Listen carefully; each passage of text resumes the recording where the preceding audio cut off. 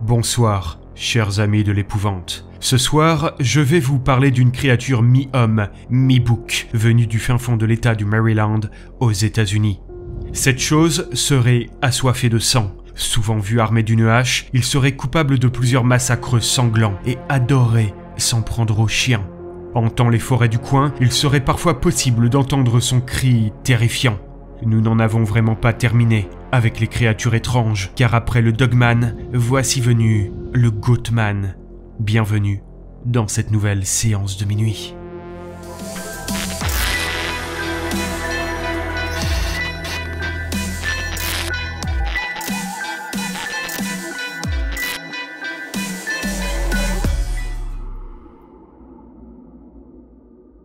Le premier témoignage concernant le Goatman remonterait à 1957, quand un couple qui rentrait chez eux dans la petite ville de Forestville dans l'état du Maryland dit avoir vu une créature se tenant debout comme un homme mais dont la tête serait celle d'un animal et tenant dans ses mains une hache. Plus tard, au début des années 60, une femme dit avoir vu la même créature au milieu de la route. Elle ressemblait à un humain avec un torse couvert d'une sorte de fourrure mais dont la tête serait celle d'un bouc. Mais les choses ne s'arrêtèrent pas là. Il y eut deux histoires de meurtres qui furent associées au Goatman. La première raconte qu'un jeune couple se trouvait dans leur voiture sur une route près d'un bois. Lorsqu'ils entendèrent des bruits étranges, l'homme sortit du véhicule pour ne jamais revenir. La seule chose qui fut retrouvée fut sa tête pendant aux branches d'un arbre. Le corps avait lui disparu. La deuxième raconte qu'en 1962, un groupe de randonneurs composé d'une dizaine d'adultes et d'enfants furent mis en pièces par une terrifiante créature mi-homme, mi-bouc. Les survivants racontèrent que la chose qui les avait attaqués était un homme bouc armé d'une hache et qui hurlait de façon démoniaque. Après recherche, il est impossible de retrouver une quelconque trace de ces faits dans des journaux ou des rapports de police. Mais c'est surtout à partir des années 70 que le Goatman va prendre son essor, quand le chien d'une famille locale de la ville de Bowie va disparaître. Ils retrouveront ce chien le lendemain, enfin, en partie, car ils n'en retrouveront que la tête. Le reste avait été comme emporté. Ce fait paraîtra dans le journal et suite à cela, une jeune fille va assurer que le soir de la disparition de l'animal, elle avait entendu des bruits étranges et aperçu une large créature ressemblant à un bouc humanoïde. Il y eut plusieurs témoignages de personnes clamant avoir aperçu la même chose. Certains dirent avoir découvert une maison abandonnée, bien cachée derrière le collège de la ville. Selon eux, l'homme bouc aurait été vu plusieurs fois autour de cette demeure et des os, de la nourriture auraient été retrouvés à l'intérieur.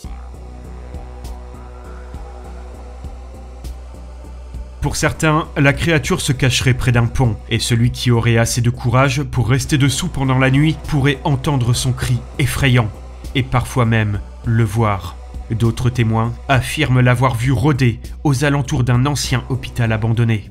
Un jour, une télévision locale reçut une photo de la chose provenant d'un randonneur qui assurait avoir croisé le chemin du Goatman. Si dans un premier temps il pensait avoir vu un ours, il comprit que ce n'était pas le cas quand il vit sur sa tête deux énormes cornes semblables à celles d'un bouc. Il existe plusieurs explications sur l'origine de cette créature. L'une raconte que tout a commencé dans le centre de recherche agricole de Beltsville, dans le Maryland.